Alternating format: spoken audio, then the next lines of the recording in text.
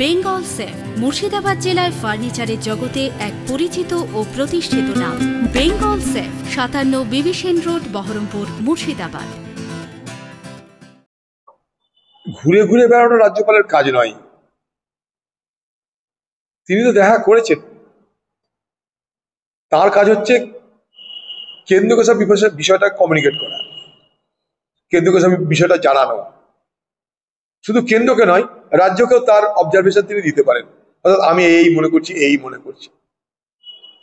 গেলেন ঠিক আছে, যদি একবার গেলেন, তার ইচ্ছা হয়েছে একবার যেতে চাই, গেছেন। কিন্তু রেগুলার এটা পলিটিক্যাল ভিজিটের মতন, পলিটিক্যাল ভিজিট একটা রাজ্যপালকে মানায় না। এটা এই মুহূর্তে একটা পলিটিক্যাল ভিজিটের মতন হচ্ছে আর কি। রাজনৈতিক নেতারা তো যাবে, আমাদের কাজই এটা। কিন্তু আমাদের কাজের সঙ্গে রাজ্যপালের কাজ ফারাক তো আছে। সেখানটায় এই সময় কি আওয়াজটা না হয় কিন্তু বাঞ্ছনীয়। কারণ কাল থেকে রাজ্যপাল যাচ্ছেন, বাজার গরম হচ্ছে, সাংবাদিকদের সঙ্গে ধস্তাধস্তি হচ্ছে। সাংবাদিকদেরকে খুলে হাত ছেড়ে দিন। সংবাদ মাধ্যম যত বেশি খবর পরিবেশিত করবে, তত বেশি কিন্তু শান্তি ফিরে আসবে। ইন্টারনেট বন্ধ করে পৃথিবীতে কোথাও শান্তি ফিরিয়ে আনা যায়নি। পশ্চিমবঙ্গে চালু হয়ে গেছে কথা ইন্টারনেট বন্ধ করা, করবেন না। ইন্টারনেট বন্ধ করলে গুজবকারীদের আরো বেশি গুজব ছড়ানোর ক্ষমতা বেড়ে যায়, এটা বুঝতে হবে আপনাকে। আপনি সারা ভারতবর্ষের ইন্টারনেট বন্ধ করতে পারবেন না।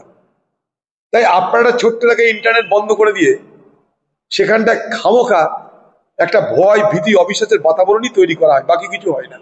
আপনারা সেটা করে চলেছেন। চালু করে দিন ইন্টারনেট, দেখুন না সবাই কি আছে না আছে।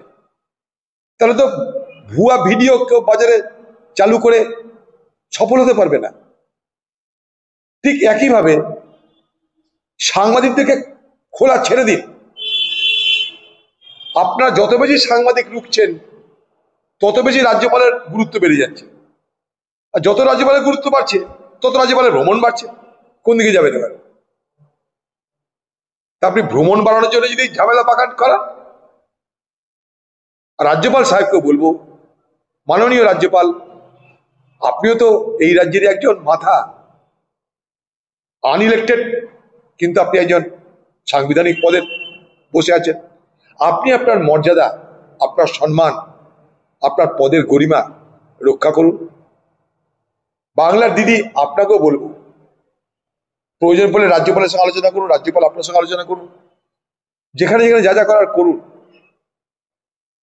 দয়া করে এমন কোনো কাজ কেউ করবেন না যাতে শান্তিটা বিঘ্নিত হয় আর আমাদের জেলার যে সাম্প্রদায়িক সম্প্রীতি সেটা ফিরে আসতে কোনো বাধা হয়। এটাই আমার বক্তব্য। শামসেরগঞ্জ এখন পশ্চিমবঙ্গের রাজনীতির কেন্দ্রবিন্দু হয়ে গেছে। আর কি করব? একটা অপ্রীতিকর ঘটনা, এবং সেই ঘটনার খেসারত দিতে গিয়ে সর্বত্র আমাদের প্রশ্নের মুখে পড়তে হচ্ছে। আমরা প্রথম থেকেই দাবি করেছি প্রকৃত তদন্ত হোক, যারা অপরাধী তাদের শাস্তি হোক, যারা গ্রাম জ্বালিয়েছে, সম্পত্তি লুট করেছে, যারই সম্পত্তি লুট হোক, যারই গ্রাম লুট হোক, সে হিন্দু হতে পারে, মুসলমান হতে পারে, আমরা চাই সেই সমস্ত অপরাধীদেরকে গ্রেপ্তার এবং যথাযোগ্য শাস্তি। কারা গাড়ি পোড়ালো জানা দরকার। মানুষের সম্পত্তি পোড়ানোর আগে পুলিশের গাড়ি কি করে পুড়ল? পুলিশের গাড়ি পোড়ার পরও পুলিশের হুঁশ কেন ফিরল না? পিছনে কাদের এত ক্ষমতা হলো, শক্তি হলো, যে মুর্শিদাবাদ জেলার একটা অংশে এইভাবে শান্তিপূর্ণ একটা আন্দোলনকে কোন শক্তি, কোন অপশক্তি সাম্প্রদায়িকতার রং দিয়ে হিন্দু এলাকায় আক্রমণ হলো,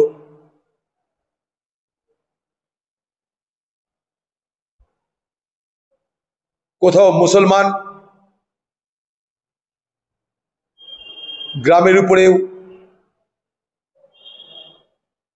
পুলিশ প্রশাসনের কেন্দ্রীয় বাহিনীকে ভিড়িয়ে দিয়ে হামলা করেছে। কারণগুলো কি? যারা হাসপাতালে ভর্তি আছে তাদেরকে দেখভাল করার জন্য, তাদের ক্ষতিপূরণ দেওয়ার জন্য পশ্চিমবঙ্গের মুখ্যমন্ত্রী কিছু বলছে না। আমি দেখে এসেছি তারা বাচ্চা বাচ্চা ছেলে, তারা চিকিৎসাধীন, জীবনের সঙ্গে তারা লড়ছে, মৃত্যুর সঙ্গে পাঞ্জা লড়ছে। তাদের দেখার কেউ নেই কেন? এখনো পর্যন্ত যেসব পরিবার বাইরে পালিয়ে পালিয়ে আছে অন্য জেলায় গিয়ে, তাদেরকে ফিরিয়ে আনার জন্য বাংলার মুখ্যমন্ত্রী আপনি নিজে গিয়ে তাদের সঙ্গে দেখা করছেন না কেন? তারা যে দাবি করছে তারা আতঙ্কিত, তাদের গ্রামে প্রশাসনের ক্যাম্প চাই, করে দিন, অসুবিধা কি আছে? পুলিশের ক্যাম্প তো কত গ্রামেই আছে। যে সমস্ত গ্রামের লোক আতঙ্কিত তাদের গ্রামে পুলিশের ক্যাম্প বসিয়ে দিন। আপনি পারেন, এগুলো আরামসে পারেন। কেন প্রতিদিন আমাদের দেখতে হচ্ছে যে মানুষ মুর্শিদাবাদ ছেড়ে পালিয়ে আছে? এটা দেখতে হচ্ছে কেন আমাদের? যখন তারা বলছে আমাদের নিরাপত্তা দেওয়া দরকার, যখন তারা বলছে আমাদের সুরক্ষা দেওয়া দরকার, তাদের সুরক্ষা দিয়ে তাদেরকে নিয়ে আসুন আপনি। তাহলে তো এই উত্তেজনাও থাকে না, আর প্রতিদিন এই মুর্শিদাবাদ নিয়ে আলোচনাও থাকে না। মুর্শিদাবাদ নিয়ে ভালো আলোচনা হোক আমরা চাই, কিন্তু মুর্শিদাবাদ নিয়ে হিংসার আলোচনা হোক আমরা চাই না। মুর্শিদাবাদের ইতিহাস নিয়ে আলোচনা হোক, পর্যটন নিয়ে আলোচনা হোক, মুর্শিদাবাদের সংস্কৃতি নিয়ে আলোচনা হোক আমরা চাই, কিন্তু মুর্শিদাবাদের মারামারি, রক্তারক্তি, হিংসা নিয়ে আলোচনা হোক আমরা চাইছি না। সেখানে পশ্চিমবঙ্গের মুখ্যমন্ত্রী আপনি চুপ কেন? আজকে বিজেপির হাতে তামাক খাচ্ছেন কেন আপনি? সেই সমস্ত ক্ষতিগ্রস্ত পরিবারকে কেন নিয়ে আসছেন না গ্রামে? আপনি নিজে যান, ডেকে নিয়ে আসুন।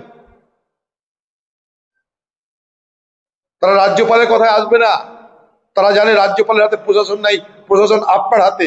তাই আপনি ভরসা দিলে তারা হয়তো ভাবতে পারে তাদের কথা, তাদের ফিরে আসার কথা, তাদের পুনর্বিবেচনা করার কথা। যেখানটায় তারা স্কুলে আছে সেখানেও আপনি তাদের আত্মীয়দের সঙ্গে দেখা করতে দিচ্ছেন না। পুলিশ নাকি সেখানেও তাদের পরিবারের সঙ্গে বা অন্য আত্মীয়দের সঙ্গে দেখা করতে দিচ্ছে না। এইভাবে পরিস্থিতিকে জটিল কেন করছেন আপনি? পশ্চিমবঙ্গের প্রশাসন অকারণে বিষয়টাকে জটিল করছে এবং দীর্ঘস্থায়ী করছে। আমি আবার অভিযোগ করছি, পশ্চিমবঙ্গের প্রশাসন, বাংলার মুখ্যমন্ত্রী এই পরিস্থিতিকে আরো জটিল এবং আরো দীর্ঘায়িত কেন করছে? আমার প্রশ্ন এটা। বেঙ্গল সেফ মুর্শিদাবাদ জেলায় ফার্নিচারের জগতে এক পরিচিত ও প্রতিষ্ঠিত নাম। Bengal safe 57 Bibhishan road, Baharampur, Murshidabad.